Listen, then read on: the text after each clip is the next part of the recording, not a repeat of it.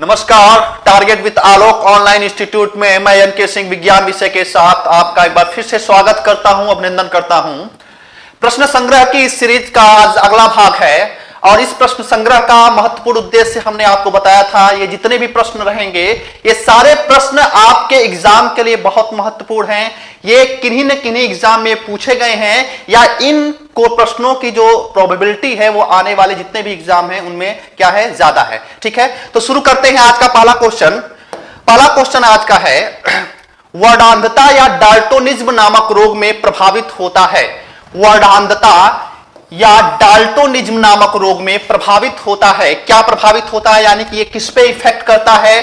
शंकु कोशिका पे, कोन सेल पे, श्लाका कोशिका यानी कि रॉड सेल पे, तीसरा ऑप्शन है आपका कॉर्निया और चौथा ऑप्शन है आपका नेत्र लेंस। यानी कि यह किसको प्रभावित करता है। अब यहां से कई प्रकार के क्वेश्चंस अराइज हो जाते हैं। इस प्रश्न को अगर देखा जाए तो कई प्रकार के प्रश्न जो है इसमें सम्मिलित हैं। पहले मैं इसका आंसर आपसे चर्चा कर दे रहा हूं। वर्णांधता या डाल्टोनिज्म नामक रोग में हमारे आंखों में पाई जाने वाली जो शंकु कोशिका होती है, जो कोन सेल होती है, वह उसको प्रभावित करने का कार्य करता है। अब इससे जुड़े हुए कितने प्रश्न हैं या कितने आपके एग्जाम में पूछे जा सकते हैं, थोड़ा सा उनको समझने का प्रयास करते हैं, या फिर हम दूसरे शब्दों में कहें इसके कॉन्सेप्ट को समझने का प्रयास करते हैं कि यह शंकु कोशिका वास्तव में होती क्या है और कहां पे पाई जाती है। ध्यान से समझने का प्रयास करिएगा। अगर मैं आंखों की बात करूं, ठीक है, हमारे आंखों की बात करूं तो हमारे आंखों में एक महत्वपूर्ण जो है संरचना पाई जाती है जिसको कहा जाता है रेटिना। जिसको क्या बोला जाता है, आपका रेटिना कहा जाता है। और इस रेटिना की यह विशेषता होती है कि किसी भी वस्तु का जो प्रतिबिंब बनता है वह कहां पे बनता है, इसी रेटिना पे। जैसे मान लीजिए इस मार्कर को अगर हम देख रहे हैं तो वास्तव में हुआ क्या होगा, प्रकाश आपका इस मार्कर के पास आया होगा और यहां से परावर्तित होकर, रिफ्लेक्ट होकर यह हमारे आंखों के रेटिना पर प्रतिबिंब का निर्माण किया होगा। और वह प्रतिबिंब कैसा बना होगा, याद रखिएगा, प्रतिबिंब हमारी रेटिना पे जो बनता है वह हमेशा और हमेशा उल्टा बनता है और वास्तविक बनता है। उल्टा बनता है और कैसा बनता है, वास्तविक बनता है। और मस्तिष्क उसको समझ लेता है कैसा, सीधा। उसके पश्चात हमें कोई वस्तु क्या होती है, दिखाई देती है। तो हमारी रेटिना में दो प्रकार के सेल्स पाए जाते हैं, दो प्रकार की कोशिकाएं पाई जाती हैं जो इनका अलग अलग कार्य होता है। पहली कोशिका को मैं बता रहा हूं श्लाका, ठीक है।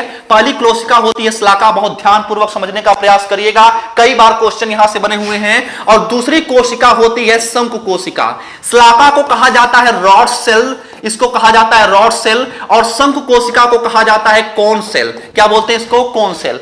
श्लाका कोशिका की अगर हम बात करें तो इसका काम यह होता है कि जब कम प्रकाश होता है या प्रकाश में वस्तुओं को जो हम देख पाते हैं वह किसकी सहायता से देख पाते हैं, श्लाका की सहायता से। यानी कि प्रकाश में, ठीक है, प्रकाश में वस्तुओं को देखने में सक्षम कौन बनाती हैं, आपकी श्लाका कोशिका।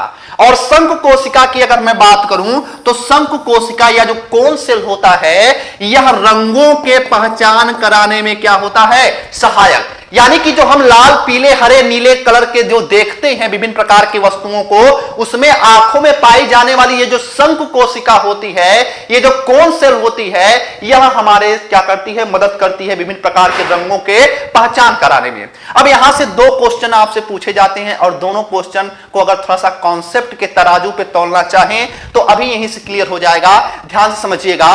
क्वेश्चन एक पूछा जाता है कि आप जानते हैं विटामिन ए की कमी से, विटामिन ए की कमी से व्यक्ति को हो जाता है नाइट ब्लाइंडनेस, या जिसे कहा जाता है रतौंधी नामक रोग। और रतौंधी नामक रोग में व्यक्ति क्या करता है, कम प्रकाश में वस्तुओं को देखने में सक्षम नहीं हो पाता। तो अब आप थोड़ा सा खुद दिमाग लगाइएगा और यह बताइएगा तो रतौंधी नामक रोग में आंखों की कौन सी कोशिकाएं डैमेज होंगी, तो आप बता सकते हैं रतौंधी नामक रोग में कौन कोशिका डैमेज होगी, श्लाका कोशिका। क्यों? क्योंकि प्रकाश में या कम प्रकाश में वस्तुओं को देखने में कौन सक्षम बना रही है, श्लाका। अब मैं क्वेश्चन पे आ रहा हूं। क्वेश्चन हमारा था वर्णांधता, वर्णांधता यानी कि डाल्टोनिज्म। और याद रखिएगा वर्णांधता या डाल्टोनिज्म नामक रोग में शंकु कोशिकाएं डैमेज होती हैं। शंकु कोशिकाओं के डैमेज होने की वजह से व्यक्ति रंगों को पहचानने में क्या होता है, असमर्थ हो जाता है। याद रखिएगा, वह रंगों को पहचानता है लेकिन रंगों में विभेद नहीं कर पाता, उनमें अंतर नहीं कर पाता। और किस रंग में, याद रखिएगा, लाल और हरे रंग में। किसमें? लाल और हरे रंग में वह विभेद नहीं कर पाता, वह अंतर नहीं कर पाता। वह लाल को समझ लेता है हरा और हरे को समझ लेता है क्या, लाल। एक बार यूपीएससी ने इस पे क्वेश्चन पूछ दिया था कि वर्णांधता नामक रोग में जो रोगी होता है वह लाल रंग को स्थान पे किस रंग को पहचानता है, तो वह लाल रंग के स्थान पे हरे रंग को पहचानता है और हरे रंग के स्थान पे किसको पहचानता है, आपका लाल रंग को। ठीक है, तो यह चीज आपको याद होना चाहिए कि रतौंधी नामक रोग में श्लाका कोशिकाएं डैमेज होती है, जबकि डाल्टोनिज्म नामक रोग में या वर्णांधता नामक रोग में हमारी आंखों में पाई जाने वाली जो शंकु कोशिका होती है वह डैमेज होती है। और वर्णांधता एक प्रकार का आनुवांशिक रोग होता है। याद रखिएगा, यह एक प्रकार का क्या होता है, आनुवांशिक रोग होता है, यानी कि यह पीढ़ी दर पीढ़ी चल भी सकता है और आपका नहीं भी प्रतीत हो सकता है, यानी कि इसके लक्षण प्रतीत भी हो सकते हैं अगली पीढ़ी में और नहीं भी प्रतीत हो सकते हैं। ठीक है, इसके अलावा और आंखों से क्या क्या क्वेश्चन बन सकते हैं, थोड़ा सा उसको भी समझने का प्रयास करते हैं। और अगर आंखों की बात करें तो थोड़ा सा एक संरचना को देखिएगा। ये आपकी आंखों की संरचना है। ठीक है, ये आंखों की संरचना है और आंखों की संरचना में क्या क्या क्वेश्चन आपका महत्वपूर्ण है। एक पहली चीज जानिएगा, ये आंखों की जो बाहरी परत होती है इसको कहा जाता है स्क्लेरा, इसको बोला जाता है स्क्लेरा। ये जो दूसरा परत होती है इसको बोला जाता है कोराइड, इसको बोला जाता है कोराइड। और ये जो तीसरी परत होती है सबसे लास्ट की, इसको कहा जाता है रेटिना। और इसी रेटिना में मैंने बताया कि रॉड सेल होते हैं और कौन से सेल होते हैं, कोन सेल पाए जाते हैं। ठीक है, यही स्क्लेरा आगे चल के जो होता है यह निर्माण कर लेता है किसका, कॉर्निया का निर्माण कर लेता है। किसका निर्माण कर लेता है, कॉर्निया का निर्माण कर लेता है। कॉर्निया के विषय में एक खास बात याद रखेंगे कि जब नेत्रदान किया जाता है, जब नेत्रदान किया जाता है तो यही कॉर्निया वाला जो भाग होता है यही निकालकर संरक्षित किया जाता है और नेत्रदान में प्रयोग किया जाता है। तो इस बात को आपको याद रखना है कि कॉर्निया जो होता है यह क्या होता है, यह नेत्रदान में प्रयोग में लाया जाता है। यहां पे एक लेंस पाया जाता है। ठीक है, यहां पे एक लेंस पाया जाता है और यह पूछा गया है कि किस प्रकार का लेंस होता है, तो याद होना चाहिए बाई कॉन्वेक्स लेंस होता है। ठीक है, बाई कॉन्वेक्स लेंस होता है, यानी कि दो उत्तलीय आपका लेंस होता है। याद रखिएगा, अगर पूछा जाएगा कि आंखों में कौन सी प्रोटीन पाई जाती है तो आंखों में पाई जाने वाली प्रोटीन का नाम होता है ऑप्सिन। ठीक है, यह भी आपका इंपॉर्टेंट है, इसको भी याद रखेंगे। आंखों में पाई जाने वाली प्रोटीन का नाम होता है ऑप्सिन। और विज्ञान की वह शाखा जिसके अंतर्गत हम ह्यूमन आई का अध्ययन करते हैं उसे कहा जाता है ऑप्थेल्मोलॉजी। ऑप्थेल्मोलॉजी कहा जाता है। यह विज्ञान की वह शाखा होती है जिसके अंतर्गत हम आंखों का अध्ययन करते हैं। और याद रखिएगा, आंखों को फैलाने के लिए एक रसायन का प्रयोग किया जाता है जिसका नाम होता है एट्रापिन। क्या नाम होता है, एट्रापिन। यह भी क्वेश्चन पूछा गया है। एट्रापिन जो होता है यह आंखों की पुतलियों को फैलाता है, यानी कि जो चिकित्सक होते हैं वह आंखों की पुतलियों को फैलाकर क्या करते हैं, चिकित्सकीय उपचार करते हैं। तो एट्रापिन एक प्रकार का रसायन होता है और इसका जो होता है एट्रापिन प्राप्त किया जाता है एक वृक्ष है जिसका नाम होता है बेलाडोना। बेलाडोना नामक वृक्ष से यह एट्रापिन प्राप्त किया जाता है। तो लगभग 50 प्रकार के क्वेश्चन यहां से बन सकते हैं। वे सारे क्वेश्चन आपके जहन में होने चाहिए, कई बार क्वेश्चन आपके पूछे गए हैं। ठीक है, चलिए आगे चलते हैं नेक्स्ट क्वेश्चन पे। तो यहां पे आप कौन सा आपका आंसर करेंगे, यहां पे शंकु कोशिकाएं डैमेज होंगी, श्लाका कोशिका में रतौंधी होगा, कॉर्निया नेत्रदान में यूज किया जाएगा और नेत्र लेंस में क्या होगा, बाई कॉन्वेक्स लेंस का प्रयोग किया जाएगा। आगे चलते हैं, नेक्स्ट क्वेश्चन पे चलते हैं। नेक्स्ट क्वेश्चन है आपका, मलेरिया नामक रोग निम्न में से किस प्लाज्मोडियम के द्वारा फैलता है, किस प्लाज्मोडियम के द्वारा फैलता है। याद रखिएगा, मलेरिया से संबंधित एक महत्वपूर्ण घटना इस समय हुई है रिसेंटली में, इसी वजह से यह क्वेश्चन हमको लगा कि यह महत्वपूर्ण आपके एग्जाम में हो सकता है। अभी हाल ही में एक प्रकार का वैक्सीन, एक प्रकार के टीका का आविष्कार किया गया है जो मलेरिया रोग से संबंधित है। अभी तक किसी परजीवी के खिलाफ जो है यह प्रथम टीके का आविष्कार किया गया है और उस टीके का नाम है RTS। ठीक है, ये आपको याद होना चाहिए। ये करंट का मुद्दा है। इस करंट के मुद्दे की वजह से ये क्वेश्चन की उपादेयता जो है, प्रासंगिकता जो है बढ़ जाती है। तो उस टीके का नाम क्या है आपका RTS जो है, और इसका जो है प्रयोग किया जा रहा है अभी। और प्रयोग कहां पे किया जा रहा है? मलावी। ठीक है, मलावी जो आपका अफ्रीकन कंट्री है, मलावी में किया जा रहा है, घाना में किया जा रहा है और केन्या में। ठीक है, ये 3 कंट्री भी आपको याद होने चाहिए। इन 3 कंट्री में जो है RTS, जो कि एक प्रकार के मलेरिया का क्या है, मलेरिया का वैक्सीन है, टीका है, इसका प्रयोग किया जा रहा है। और यह अगर सफल हो गया तो परजीवियों के खिलाफ यह प्रथम टीका बन जाएगा जिसका आविष्कार किया गया है। तो मलेरिया नामक रोग जो फैलता है, पहली चीज तो यह कि यह प्लाज्मोडियम के कारण फैलता है। एक प्रकार का प्रोटोजोआ है, एक प्रकार का परजीवी होता है जिसका नाम प्लाज्मोडियम होता है। और प्लाज्मोडियम के 4 प्रजातियां होती हैं। प्लाज्मोडियम की 4 प्रजातियां होती हैं जिसके द्वारा मलेरिया रोग फैलता है। पहला है आपका plasmodium falciparum, plasmodium vivax, plasmodium ऑक्जेली और एक होता है प्लाज्मोडियम मलेरी। इन 4 प्रकार के आपके प्लाज्मोडियम के जो आपके प्रजाति पाए जाते हैं उनके द्वारा मलेरिया होता है। तो आपका ऑप्शन क्या हो जाएगा? उपर्युक्त सभी चारों प्रकार के जो होता है, चारों प्रकार के प्लाज्मोडियम के द्वारा यह फैलता है। मलेरिया से संबंधित क्या क्या क्वेश्चन और बन सकते हैं, थोड़ा सा ध्यान से समझने का प्रयास करिएगा। अगर मैं मलेरिया की बात करूं, ठीक है, तो मलेरिया से संबंधित और क्या क्या क्वेश्चन बन सकते हैं उसको थोड़ा समझने का प्रयास करिएगा। पहली चीज तो ये, मलेरिया शब्द का सबसे पहले प्रयोग एक वैज्ञानिक है, उनका नाम है मैकुलाच। ठीक है, मैकुलाच नामक वैज्ञानिक ने सबसे पहले मलेरिया शब्द का प्रयोग किया था। एक और वैज्ञानिक का नाम याद रखिएगा, लेबेरॉन। ठीक है, लेबेरॉन। और एक और वैज्ञानिक का नाम याद रखिएगा, रोनाल्ड रॉस। ठीक है, इन तीनों नामों में आपको कंफ्यूजन नहीं होना चाहिए। तीनों नाम मलेरिया रोग से संबंधित है। मैकुलाच के बारे में हमने बताया था, सबसे पहले इन्होंने मलेरिया शब्द का प्रयोग किया। ठीक है, लेबेरॉन ने सबसे पहले यह बताया कि ये जो रोग हो रहा है यह क्या है, एक प्रकार के प्लाज्मोडियम के कारण हो रहा है। यानी कि इन्होंने प्रोटोजोआ का नाम को क्या किया, सबसे पहले बताने का प्रयास किया। किसने? लेबेरॉन ने। और रोनाल्ड रॉस का बहुत महत्वपूर्ण योगदान है, बहुत महत्वपूर्ण योगदान है। महत्वपूर्ण में इस वजह से है क्योंकि रोनाल्ड रॉस नामक वैज्ञानिक ने सबसे पहले यह बताया कि इस मलेरिया रोग का जो वाहक होता है वह एक प्रकार का मच्छर होता है। वह भी मच्छर कैसा? वह मच्छर होता है मादा मच्छर। और उस मच्छर का नाम क्या होता है? नाम होता है इसका मादा एनाफिलीज। क्या नाम होता है? मादा एनाफिलीज। मैं मादा एनाफिलीज कह रहा हूं, याद रखिएगा, मैं मादा एनाफिलीज कह रहा हूं। तो मादा एनाफिलीज जो है यह मलेरिया नामक रोग का वाहक होता है। और कब होगा? जब यह मादा एनाफिलीज जो है यह स्पोरोजाइट अवस्था में होगा, स्पोरोजाइट अवस्था में होगा और उस समय किसी व्यक्ति को काटेगा तब मलेरिया नामक रोग होगा। ये किसने बताया? ये रोनाल्ड रॉस नामक वैज्ञानिक ने बताया।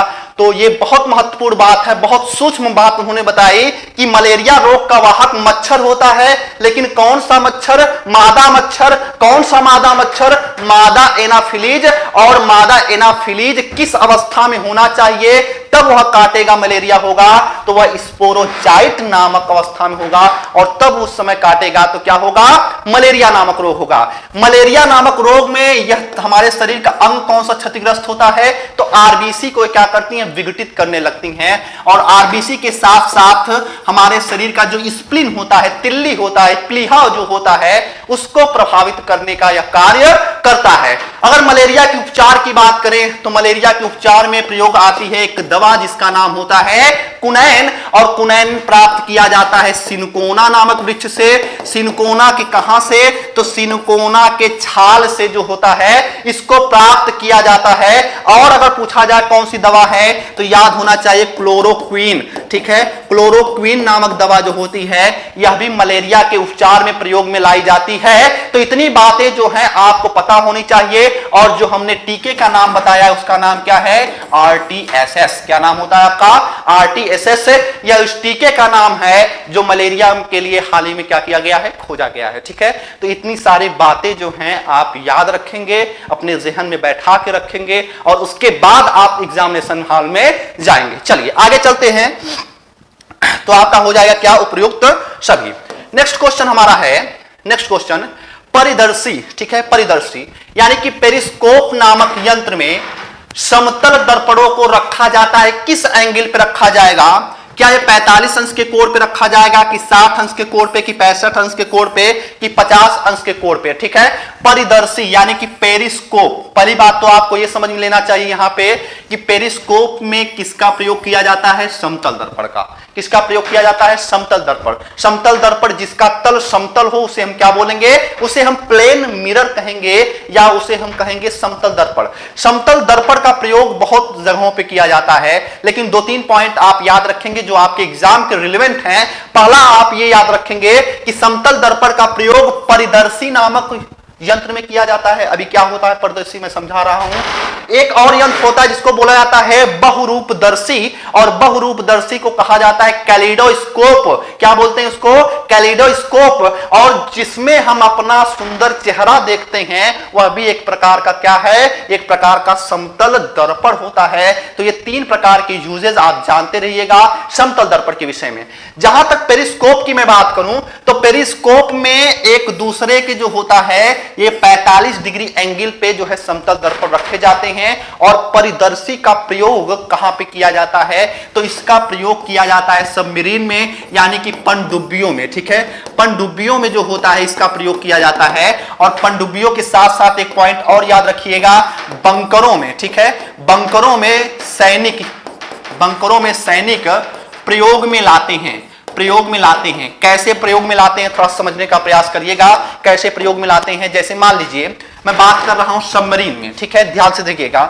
मान लीजिए एक पनडुब्बी है। ठीक है, ये पनडुब्बी है और ये पनडुब्बी कहां पे है? ये जल के भीतर है। ये जल के भीतर है, तो कहां पे आपका परिदर्शी का प्रयोग किया जाएगा? ध्यान से समझने का प्रयास करिएगा।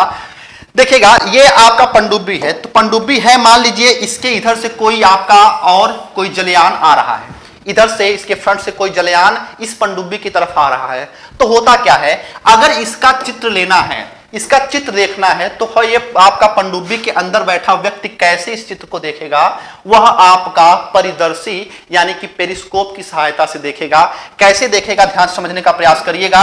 यहां पे एक जो होता है एक एंटीना टाइप की एक संरचना निकली रहती है इस पनडुब्बी से, और यहां पे, ठीक है, यहां पे जो होता है परिदर्शी को लगा दिया जाता है। यहां पे जो होता है पेरिस्कोप को लगा दिया जाता है। यहां पे एक शीशा लगा दिया जाएगा, एक यहां पे शीशा लगा दिया जाएगा, और नीचे कोई व्यक्ति बैठा होगा जो यहां पे देख रहा होगा। तो होता क्या है, मान लीजिए यहां से कोई आपका जलयान या कोई भी आपकी संरचना जो है आपका आ रही है, इसकी तरफ बढ़ रही है, तो यहां से प्रकाश इंटर कर जाएगा और उसके बाद यहां से रिफ्लेक्ट होके क्या हो जाएगा, यहां पे बैठा हुआ पनडुब्बी के अंदर, पानी के अंदर बैठा कोई व्यक्ति है, वह भी यहां समझ जाएगा कि बाहर से कोई संरचना हमारे तरफ आगे बढ़ रही है। तो यह प्रयोग किया जाता है कहां पे? पनडुब्बियों में। और फिल्मों में आप देखे होंगे कि अगर कोई बंकर में बैठा सैनिक है तो 2 समतल दर्पणों को क्या करेगा, इस एंगल पे यानी कि 45 डिग्री के एंगल पे आप रखेंगे, तो ऊपर वाला अगर कोई है, एक समतल दर्पण हम ऊपर करेंगे तो यहां पे जो फिगर बनेगा उसका क्या होगा, नीचे की तरफ भी फिगर बन जाएगा, और व्यक्ति जो होगा दुश्मन को क्या करेगा, बंकरों में ही आसानी से देख लेगा। ठीक है, तो यह परिदर्शी का यूज होता है, तो इसको भी आप जानते रहिएगा। चलिए आते हैं नेक्स्ट क्वेश्चन पे। नेक्स्ट क्वेश्चन हमारा है ध्वनि के किस गुण के कारण हम अपने मित्रों की आवाज को सुनकर पहचान लेते हैं? ठीक है, ध्वनि के कई गुण होते हैं जिनमें से आप तीव्रता, तारत्व और गुणता को बहुत याद रखिएगा। तीव्रता का मतलब होता है इंटेंसिटी, तीव्रता का मतलब होता है इंटेंसिटी, तारत्व का मतलब होता है पिच, और गुणता का मतलब होता है क्वालिटी। ठीक है, ये 3 गुण पाए जाते हैं ध्वनि में। तो अगर मैं बात करूं कि ध्वनि का कौन सा गुण है जिसके कारण हम मित्रों की आवाज को सुनते ही क्या करते हैं, पहचान लेते हैं, या किसी भी व्यक्ति के, अगर हम बगल से जा रहे हैं और बगल में कोई रेडियो चल रहा है और उसमें अमिताभ बच्चन जी कोई बढ़िया आवाज निकाल रहे हैं, तो हम तुरंत पहचान जाते हैं कि ये अमित जी की आवाज है। कैसे? ये गुण होता है गुणता का। किसका होता है? गुणता। याद रखिएगा, मैं यहां पे कई फैक्ट बताने जा रहा हूं, ध्यान समझिएगा।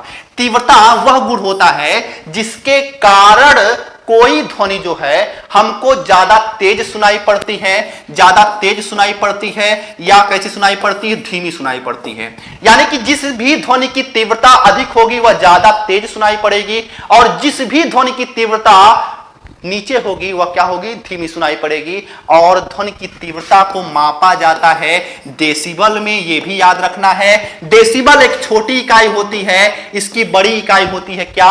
बेल। क्या होती है आपका? बेल। बेल का 10वां हिस्सा होता है आपका क्या? डेसिबल। और यह भी याद रखिएगा, WHO के हिसाब से, यानी कि वर्ल्ड हेल्थ ऑर्गेनाइजेशन के हिसाब से 45 डेसिबल की जो ध्वनि होती है वह मानव स्वास्थ्य के लिए सर्वाधिक उपयुक्त मानी जाती है। तो अगर कभी भी आपसे क्वेश्चन पूछा जाए कि एक सामान्य बातचीत करते समय या एक स्वस्थ मनुष्य के लिए कौन सी ध्वनि ज्यादा उपयुक्त मानी जाएगी, तो आप 45 के आसपास के जो भी आपके नंबर रहेंगे उसको आप हमेशा प्रायोरिटी देंगे, उसको चूज करने का प्रयास करेंगे। ये कई बार क्वेश्चन आपका पूछा गया है। तो तीव्रता के कारण कोई ध्वनि तेज या कैसी सुनाई पड़ेगी? धीमी सुनाई पड़ेगी। अगर मैं तारत्व की बात करूं, तारत्व का मतलब होता है पिच, और तारत्व के कारण जो होता है कोई ध्वनि जो होती है वह या तो मोटी सुनाई पड़ेगी या तो कैसी सुनाई पड़ेगी? पतली सुनाई पड़ेगी। ठीक है, या तो मोटी या फिर कैसी सुनाई पड़ेगी? पतली सुनाई पड़ेगी। यानी कि यहां पे जो पिच का मामला है, यहां पे याद रखिएगा, जब तारत्व जो है अधिक होगा, ठीक है, जब तारत्व क्या होगा? जब तारत्व अधिक होगा, जब तारत्व अधिक होगा तो कोई ध्वनि हमको पतली सुनाई पड़ेगी, और जब तारत्व कम होगा, जब तारत्व कम होगा तो कोई भी ध्वनि हमको कैसे सुनाई पड़ेगी? मोटी सुनाई पड़ेगी। क्वेश्चन आपका पूछा गया है कि जो लड़कियों की जो आवाज होती है या जो मच्छरों की भिनभिनाहट होती है उसका तारत्व कैसा होता है? तो उसका तारत्व ऊंचा होता है, हाई होता है। इसी वजह से उनकी आवाज कैसी होती है? पतली सुनाई पड़ेगी। और शेरों की दहाड़ या पुरुषों की आवाज जो होती है उनका तारत्व कैसा होता है? कम होगा। इसी वजह से उनकी ध्वनि कैसी सुनाई पड़ती है? मोटी सुनाई पड़ती है। तो ये दोनों चीजें आपको पता होनी चाहिए कि तारत्व के कारण क्या होता है, कोई ध्वनि हमको पतली सुनाई पड़ेगी या फिर कैसी सुनाई पड़ेगी? मोटी सुनाई पड़ेगी। ठीक है, गुणता को हमने बता दिया कि ये जो होता है समान, अगर आपके आवृत्ति की कोई ध्वनियां हैं तो उनको हम क्या कर सकते हैं? आपस में विभेद कर सकते हैं, उनमें हम अंतर को स्पष्ट करके बता सकते हैं। चलिए नेक्स्ट क्वेश्चन पे चलते हैं। हाँ, परावर्तन क्या होता है इसको भी समझ लीजिए। परावर्तन का मतलब होता है कि मान लीजिए कोई भी ध्वनि की किरण या कोई भी तरंग, चाहे प्रकाश की तरंग हो चाहे कोई ध्वनि की तरंग है, अगर वह एक माध्यम में संचरित होकर अगर उसी माध्यम में वापस लौट जा रही है, उसी माध्यम में, ठीक है, उसी माध्यम में वापस लौट जा रही है, तो इस घटना को कहा जाता है परावर्तन, या इसे कहा जाता है रिफ्लेक्शन। अगर उस आपके उसी माध्यम में वापस न जाकर या दूसरे माध्यम में प्रवेश कर जाए तो इस घटना को कहा जाता है क्या? इसे कहा जाता है अपवर्तन, यानी कि इसे कहा जाएगा रिफ्रैक्शन। यानी कि दूसरा माध्यम आ जाए तो अपवर्तन, अगर उसी माध्यम में वापस लौट जाए तो आपका क्या हो जाएगा? रिफ्लेक्शन। इन दोनों बातों को भी आप याद रखेंगे। चलिए नेक्स्ट क्वेश्चन आपका है, पहाड़ों पर पानी निम्नलिखित तापमान पर उबलने लगता है। अच्छा क्वेश्चन है, 100 डिग्री सेंटीग्रेड से कम ताप पर कि 100 डिग्री सेंटीग्रेड से अधिक ताप पर कि 100 डिग्री सेंटीग्रेड पर, कि इनमें से कोई नहीं, इसमें से कौन सा आपका आंसर होगा? जरा चूज करके बताइएगा हमको। ठीक है, ध्यान पूर्वक पहले समझने का प्रयास करिएगा। यहां पे क्वेश्चन दिया है पहाड़ों पर पानी, ठीक है, जो है निम्नलिखित तापमान पर उबलने लगता है। तो पहले मैं एक चीज मैं आपको बता देना चाहता हूं कि जैसे जैसे ही हम पहाड़ों पर चढ़ेंगे, यानी कि जैसे जैसे हम क्या करेंगे, पहाड़ों पर ऊंचाई पे चढ़ना शुरू करेंगे, उस समय हमारा वायुदाब जो होता है, वायुदाब क्या होता है? वायुदाब हमारा क्या होता है? बढ़ेगा कि घटेगा? यानी कि ऊंचाई पर अगर हम बढ़ेंगे तो हमारा वायुदाब क्या हो जाएगा? हमारा वायुदाब धीरे धीरे क्या होगा? घटने लगेगा। ऊंचाई के साथ हमारा वायुदाब क्या होता है? घटने लगता है। और जब वायुदाब जब घटने लगता है तो याद रखिएगा जो क्वथनांक होता है, जो क्वथनांक होता है, क्वथनांक भी क्या होगा, यह भी घटने लगेगा। और क्वथनांक क्या होता है, क्वथनांक होता है बॉइलिंग पॉइंट। क्या होता है, बॉइलिंग पॉइंट, यानी कि वह पॉइंट जिस पर कोई द्रव जो है गैस में परिवर्तित होने लगता है उसको हम क्या बोलते हैं, बॉइलिंग पॉइंट कहते हैं। तो आपका बॉइलिंग पॉइंट का मान भी क्या होता है, नीचे आने लगता है। तो सामान्य अवस्था में पानी का क्वथनांक कितना होता है, 100 डिग्री सेंटीग्रेड। कितना होता है आपका, 100 डिग्री सेंटीग्रेड। लेकिन जैसे ही वायुदाब क्या होगा, कम होगा, क्वथनांक कम हो जाएगा। कब, जब हम ऊंचाई पर चढ़ेंगे तो आपका इसका मतलब इसका भी मान क्या हो जाएगा, 100 से नीचे। तो आपका एप्रोप्रिएट आंसर क्या होगा, 100 से कम। क्या होगा आपका, 100 से कम। याद रखिएगा इस क्वेश्चन को दूसरे तरीके से बना के भी कई बार पूछा गया है कि जब पहाड़ों पर हम चढ़ते हैं और वहां पे हम भोजन का निर्माण करते हैं या भोजन बनाते हैं तो पहाड़ों पर भोजन पकाने में हमको ज्यादा कठिनाई महसूस होती है। क्यों, तो इसका भी कारण क्या होता है, आपका यही क्वथनांक। याद रखिएगा जैसे मान लीजिए सामान्य अवस्था में, ये मान लीजिए आपका कुकर है अच्छा सा, ठीक है, इस कुकर में आप कोई दाल पका रहे हैं तो इस दाल को पकाते समय समान स्थिति में क्या हो रहा है, ये 100 डिग्री सेंटीग्रेड पे क्या हो रहा है, उबल रहा है। लेकिन अब कहां पे चले गए, अब लेके चले गए आप इसको पहाड़ पे, और पहाड़ पे आप क्या रख दिए, आपने कुकर रख दिया, ठीक है, और इस पे आप दाल पका रहे हैं। तो अब क्वथनांक क्या हो गया, 100 से कम, और 100 से कम हो गया तो यानी कि जो अभी 100 में उबल रहा था जल, अब कितने उबल रहा है आपका, 80 के आसपास उबल रहा है। तो आप खुद यहां पे दिमाग लगाइए कि 100 में ज्यादा ऊर्जा होती है कि 80 में ज्यादा ऊर्जा होती है। 100 ज्यादा जो है आपका उष्मा यहां पे प्रवाह करेगा कि 80 यहां पे उष्मा ज्यादा प्रवाह करेगा, तो आप कहेंगे 100।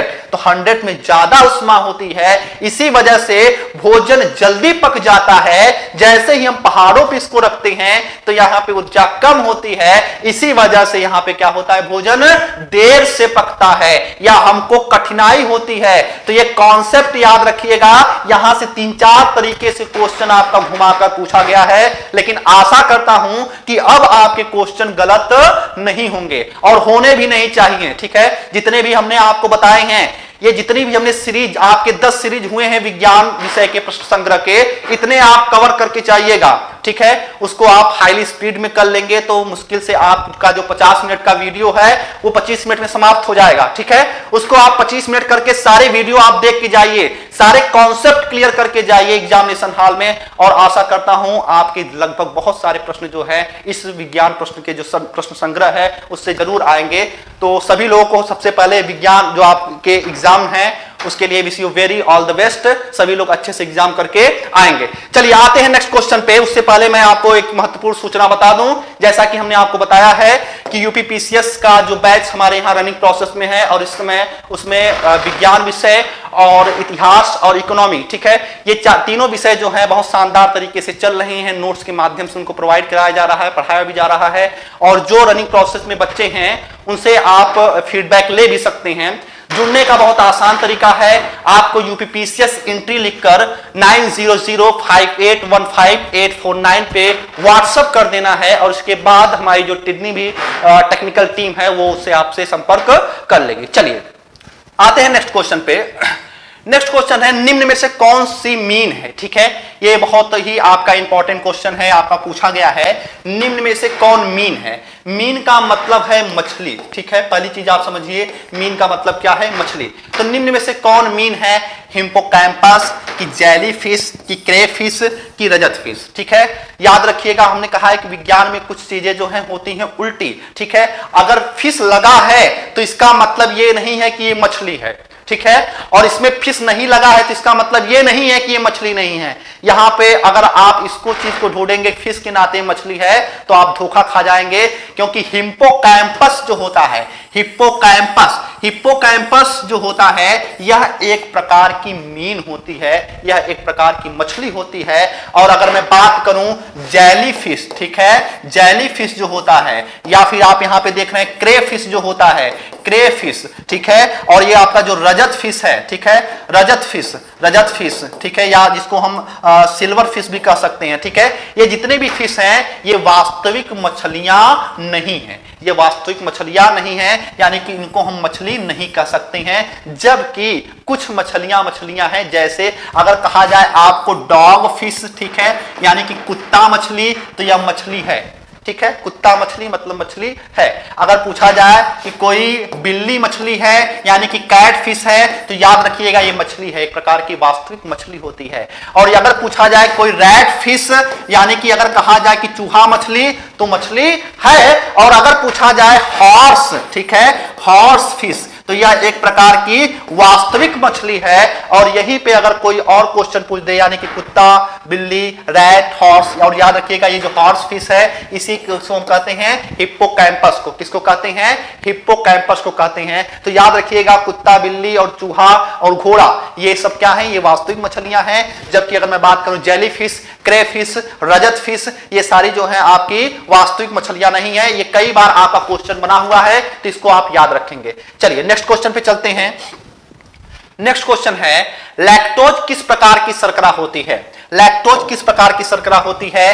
क्या ये मोनोसैकेराइड है या डाइसैकेराइड है या पॉलीसैकेराइड है या इनमें से कोई नहीं? ठीक है, तो इसके बारे में हमने एक बार आपको एक्सप्लेन किया था, फिर से मैं एक्सप्लेन कर दे रहा हूं। देखिएगा, कार्बोहाइड्रेट जो होता है वह 3 प्रकार का होता है। ठीक है, कार्बोहाइड्रेट जो होता है वो कितने प्रकार का होता है?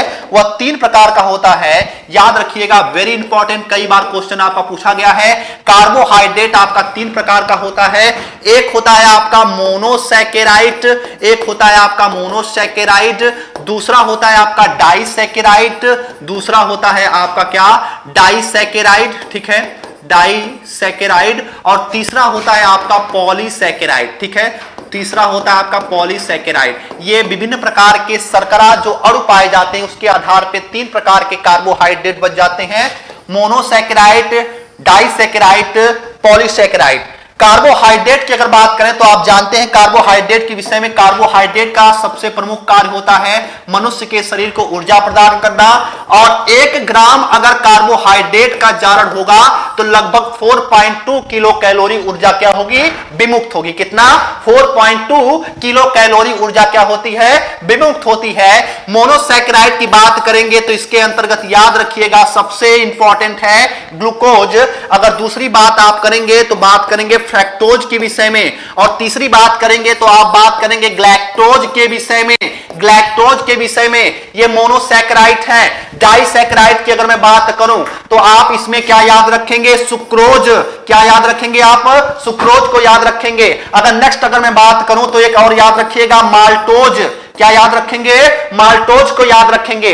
अगर नेक्स्ट में बात करूं जो डाइसैकेराइड के अंतर्गत आता है तो वह होता है लैक्टोज। क्या होता है? लैक्टोज। तो ये डाइसैकेराइड के अंतर्गत आने वाले शर्कराएं हैं। और अगर मैं बात करूं कि पॉलीसैकेराइड के अंतर्गत कौन कौन से शर्कराएं आती हैं तो याद रखिएगा ग्लाइकोजेन। ग्लाइकोजेन जो है यह एक प्रकार की पॉलीसैकेराइड होती है। अगर मैं बात करूं स्टार्च की तो स्टार्च एक प्रकार के पॉलीसैकेराइड होती है। अगर मैं बात करूं काइटिन, याद रखिएगा मैं काइटिन बोल रहा हूं, किराटिन नहीं बोल रहा हूं। काइटिन एक प्रकार का पॉलीसैकेराइड कार्बोहाइड्रेट होता है, जबकि किराटिन एक प्रकार की प्रोटीन होती है। तो काइटिन याद रखिएगा। सेलुलोज याद रखिएगा, सेलुलोज। ठीक है, सेलुलोज एक प्रकार की क्या होती है? पॉलीसैकेराइड। तो इतने जो आपके क्वेश्चन हैं वो आपको तैयार होने चाहिए। कई बार आपके एग्जाम में यहां क्वेश्चन पूछे गए हैं। क्या क्वेश्चन पूछे गए हैं? तो सबसे पहले ये पूछ दिया जाएगा कि कौन सी शर्करा जो है या किस प्रकार के कार्बोहाइड्रेट के अंतर्गत आती है। जैसे कि क्वेश्चन में पूछा गया है लैक्टोज के विषय में, तो आप क्या बोलेंगे कि यह एक प्रकार की डाइसैकेराइड है। ठीक है, और क्या क्या क्वेश्चन बन सकते हैं? ठीक है, लगभग 50 क्वेश्चन में बताने वाला हूं, ध्यान से सुनते रहिएगा। ग्लूकोज का मतलब होता है, इसे अंगूर की शर्करा कहते हैं। ठीक है, इसे अंगूर की शर्करा कहते हैं। और यह सबसे तेज कार्य करने वाली शर्करा होती है। क्यों सबसे तेज कार्य करती है? क्योंकि यह सबसे सिंपल अवस्था में पाई जाती है, सबसे सरल प्रकार की कार्बोहाइड्रेट होती है। इसी वजह से इसका विघटन आसानी से हो जाता है। इसी वजह से कोई व्यक्ति अगर थका हारा है, कोई व्यक्ति अगर मैच खेलते खेलते अगर थक गया है तो हम उसको क्या लेके जाते हैं? ग्लूकोज।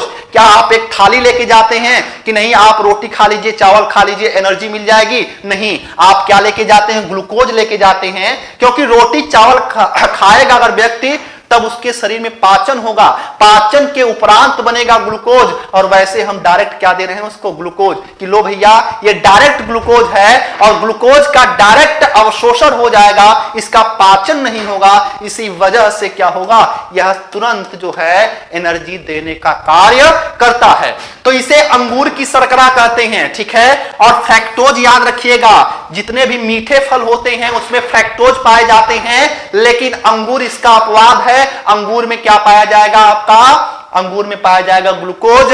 और याद रखिएगा फ्रैक्टोज के विषय में शहद में भी पाया जाता है, ठीक है। शहद में क्या पाया जाता है? फ्रैक्टोज पाया जाता है। और फ्रैक्टोज के विषय में तीसरी खास बात कि यह प्रकृति में पाई जाने वाली सबसे मीठी शर्करा होती है, सबसे मीठी शर्करा होती है प्रकृति में पाई जाने वाली। मैं शब्द बोल रहा हूं क्या?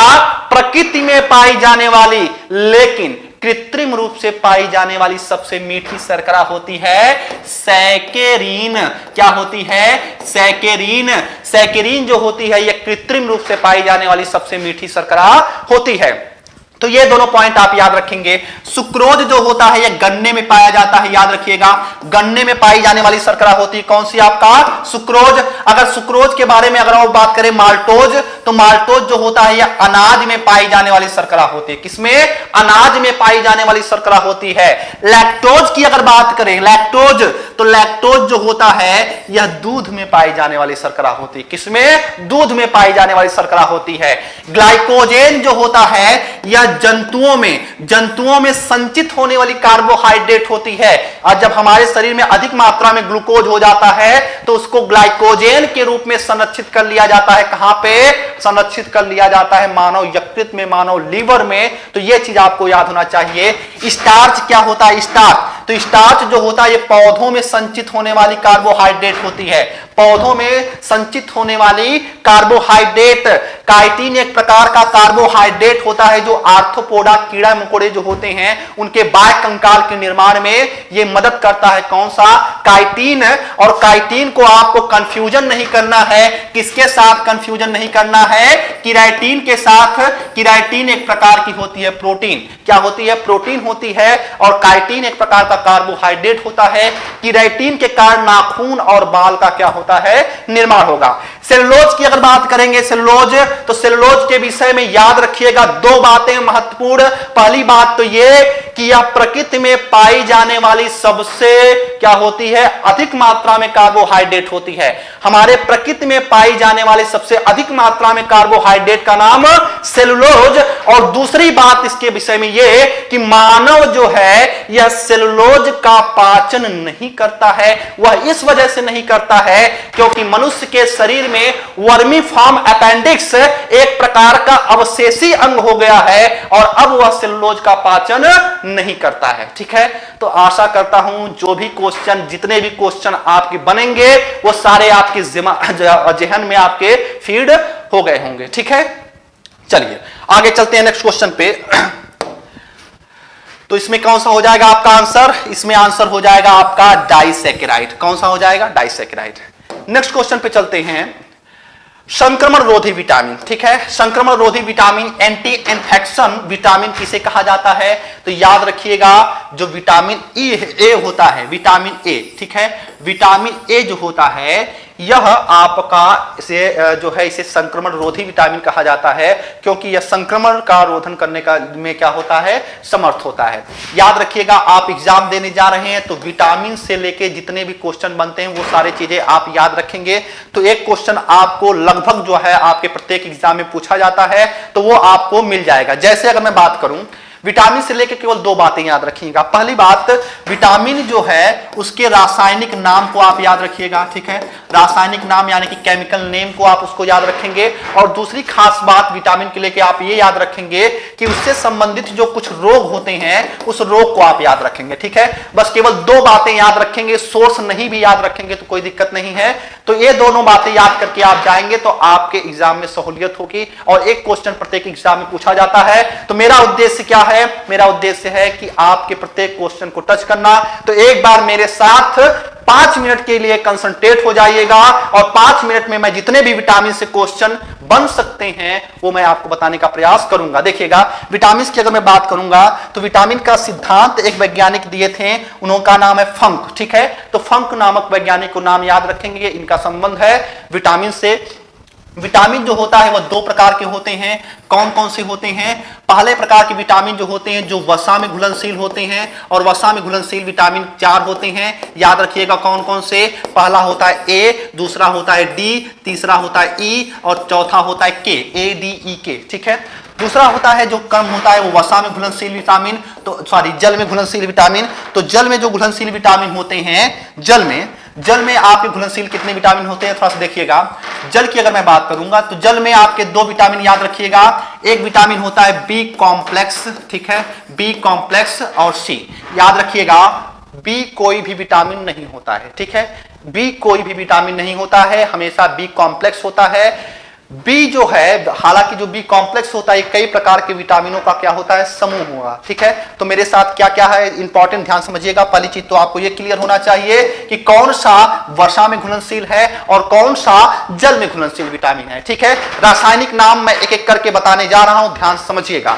पहले का रासायनिक नाम होता है आपका रेटिनॉल। ठीक है, क्या होता है आपका? रेटिनॉल। ठीक है, रेटिनॉल होता है। डी का नाम होता है कैल्सिफेरॉल, बोलते रहिएगा, डी का नाम कैल्सिफेरॉल। ए का नाम रेटिनॉल, उसके बाद डी का नाम कैल्सिफेरॉल। ई का नाम क्या होगा? ई का नाम होगा टोकोफेरॉल। आप जिस भी स्थिति में हैं, जहां पे भी बैठे हुए हैं, मेरे साथ जो है एक बार फिर से जो है बोलना शुरू कर दीजिएगा। ए रेटिनॉल, डी होता है कैल्सिफेरॉल, ई होता है टोकोफेरॉल। क्या होता है? टोकोफेरॉल। और के का मतलब होता है नेफ्थोक्विनोन। क्या होता है? नेफ्थोक्विनोन।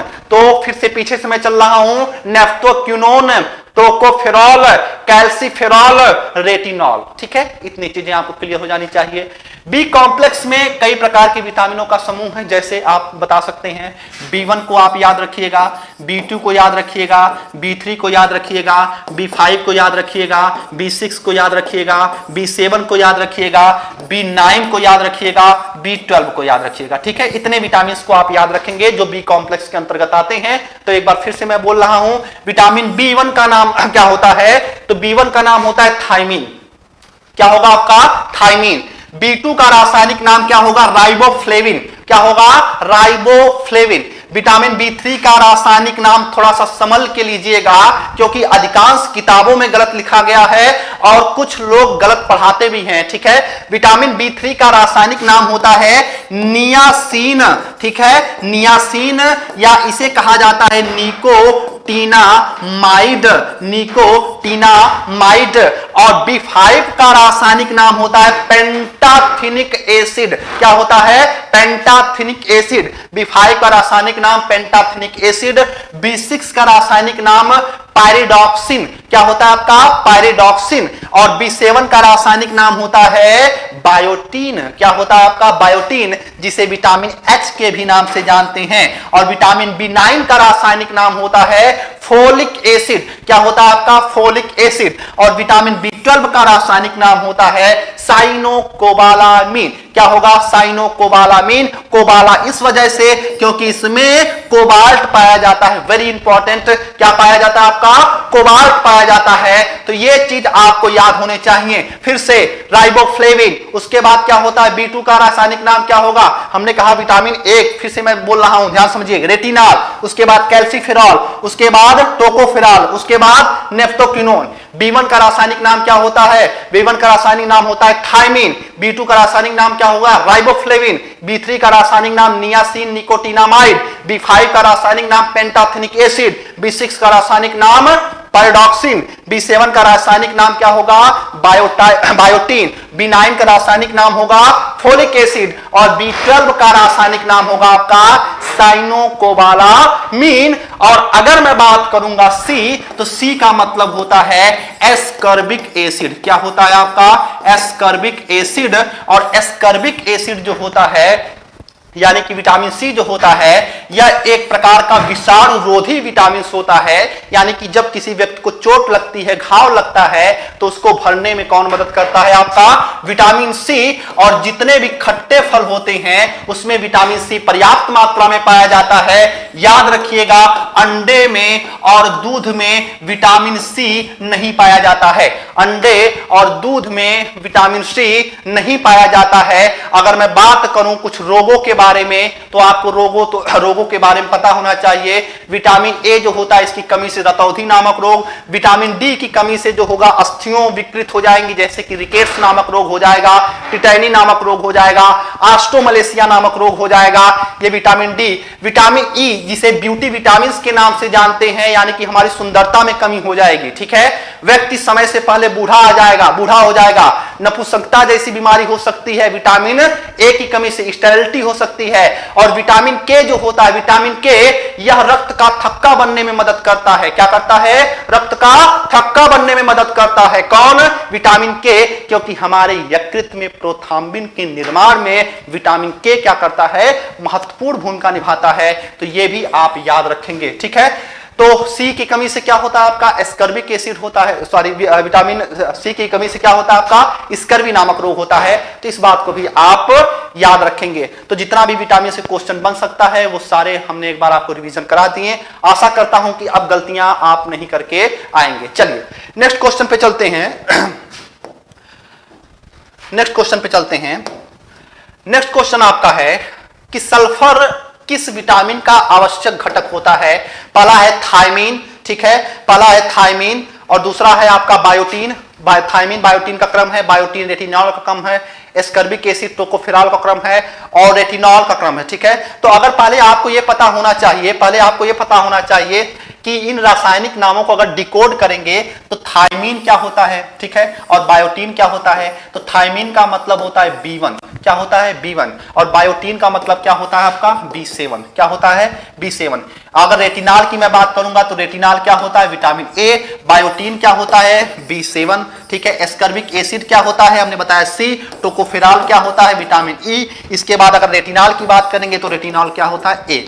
तो पहले आप डिकोड करेंगे, ठीक है। डिकोड करने के बाद आप देखेंगे कि सल्फर किस में पाया जाता है। तो ये जो थायमीन विटामिन होती है, यानी कि B1 की अगर मैं बात करूंगा, और आपका जो B7 होता है, इसमें सल्फर पाया जाता है, यानी कि गंधक पाया जाता है, ठीक है। ये बात आप याद रखेंगे, ये क्वेश्चन आपका पूछा गया है। और एक चीज और याद रखिएगा, ये जितने भी प्रकार के विटामिन बी का समूह होता है, इसमें नाइट्रोजन भी पाया जाता है, ठीक है। यानी कि इसमें नाइट्रोजन नामक तत्व भी पाए जाते हैं। किसमें? विटामिन बी में। और विटामिन बी में कुछ और विटामिन होते हैं जिनका निर्माण जो है हमारे शरीर में आंत में पाए जाने वाले जीवाणुओं के द्वारा उनका निर्माण हो जाता है। सामान्यतः विटामिन ऐसे होते हैं जिनका निर्माण हमारे शरीर में नहीं होता है, लेकिन कुछ विटामिन बी क्रम में आते हैं जिनका निर्माण हमारे आंतों में पाए जाने वाले जो है जीवाणु कर देते हैं, ठीक है। तो इस बात को आप भी याद रखेंगे। चलिए आते हैं नेक्स्ट क्वेश्चन पे। नेक्स्ट क्वेश्चन है, पचे हुए पोषक पदार्थों का अवशोषण मुख्यतः कहां पे होता है? अवशोषण का मतलब होता है एब्जॉर्बेशन। कहां पे होता है?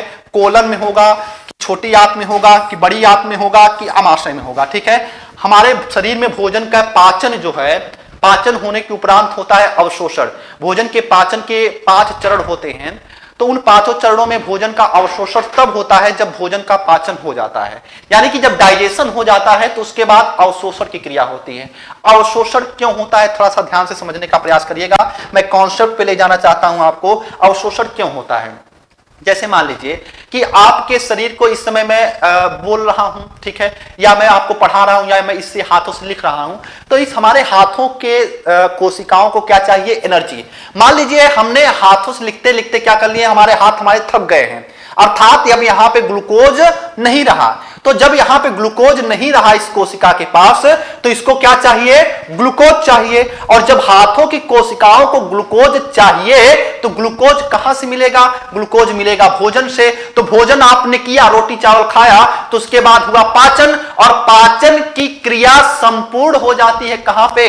हमने आपको बताया है भोजन के पाचन की संपूर्ण क्रिया कहां पे हो जाती है? तो छोटी आंत में यह क्रिया संपन्न हो जाती है। तो छोटी आंत में जब भोजन आपका पच जाएगा, छोटी आंत में भोजन आपका क्या होगा? जब पूरी तरीके से पच जाएगा तो बन गया ग्लूकोज। लेकिन ग्लूकोज का काम छोटी आंत में नहीं है, पचा हुआ भोजन कहां पे है? छोटी आंत में, लेकिन काम उसका वहां पे नहीं है।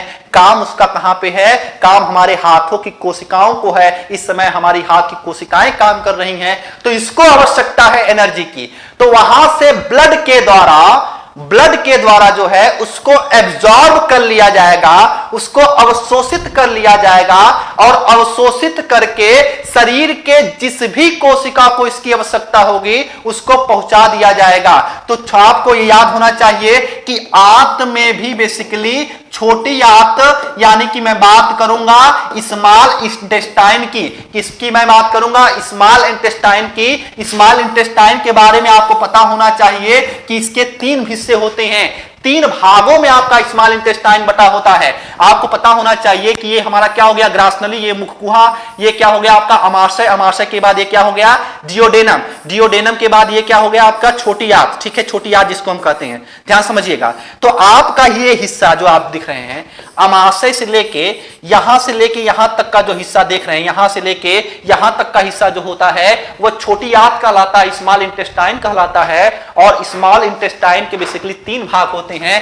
पहला भाग होता है डियोडेनम, डियोडेनम, दूसरा भाग होता है आपका जेजुनम, और तीसरा भाग होता है आपका इलियम, ठीक है। तीसरा भाग होता है कौन सा? Ileum, duodenum, jejunum, ileum. अगर मैं लोकेशन की बात करूं तो आप लोकेशन देख के यहां पे समझ सकते हैं।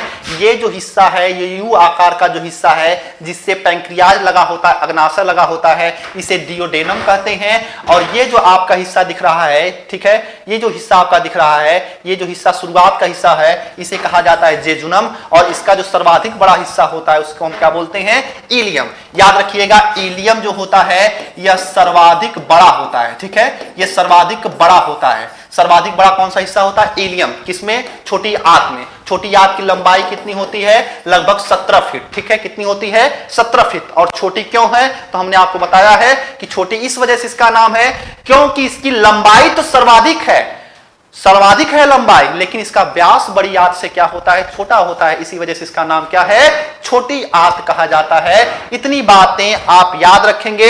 और अगर कहा जाए बड़ी आंत में, तो बड़ी आंत में भोजन का पाचन नहीं होता है। और रीजन अगर पूछा जाए कि क्या रीजन है, तो रीजन इसका यह होता है क्योंकि उसमें कोई भी एंजाइम स्रावित नहीं होता है।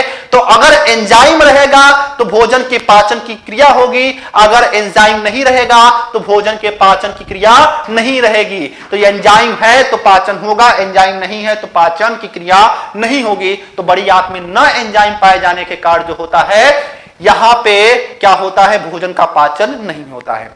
2-3 बातें और अवशोषण को लेके, ठीक है, अवशोषण को लेके, ठीक है। अवशोषण की क्रिया की जो शुरुआत होती है, ठीक है, शुरुआत अगर पूछा जाए तो शुरुआत हो जाती है अमाशय से, ठीक है, अमाशय से हो जाती है। जो दवा होती है, ठीक है, दवा और औषधियां जो होती हैं उनका अवशोषण जो होता है, दवा और एल्कोहल का भी, ठीक है, एल्कोहल, इन दोनों का अवशोषण कहां से हो जाता है? अमाशय से। भोजन जो है, भोजन का सर्वाधिक अवशोषण कहां पे होता है? तो हमने अभी आपको बताया बड़ी आंत से। कहां से होता है? बड़ी आंत से। तो सॉरी, छोटी आंत से। कहां से होगा आपका? छोटी आंत से होगा। भोजन का सर्वाधिक अवशोषण कहां पे होगा आपका? छोटी आंत से। लेकिन अगर क्वेश्चन पूछा जाए कि फिर बड़ी आंत का क्या कार्य होता है, तो याद रखिएगा बड़ी आंत का सबसे अच्छा कार्य होता है कि वह जल का अवशोषण करता है। क्या करता है आपका? जल का। हमारे शरीर में सर्वाधिक अवशोषण कहां से होता है? बड़ी आंत से, यानी कि आपका लार्ज इंटेस्टाइन से होता है। तो इतने क्वेश्चन के माध्यम से आज हमने विज्ञान प्रश्न संग्रह सीरीज को कवर किया है। और आशा करता हूं कि सारे प्रश्न आपको कॉन्सेप्ट सहित समझ में आए होंगे। अगर आप ये 10 प्रश्नों की जो श्रृंखला है, अगर इसको आप कवर कर लेते हैं तो आशा करता हूं काफी कुछ चीजें जो हैं आपको एग्जामिनेशन हॉल में काफी बेहतर लगेंगे, ठीक है। मिलते हैं नेक्स्ट प्रश्न संग्रह के साथ। तब तक आप लोग मुस्कुराते रहिए और पढ़ते रहिए, रिवीजन करते रहिए। जय हिंद।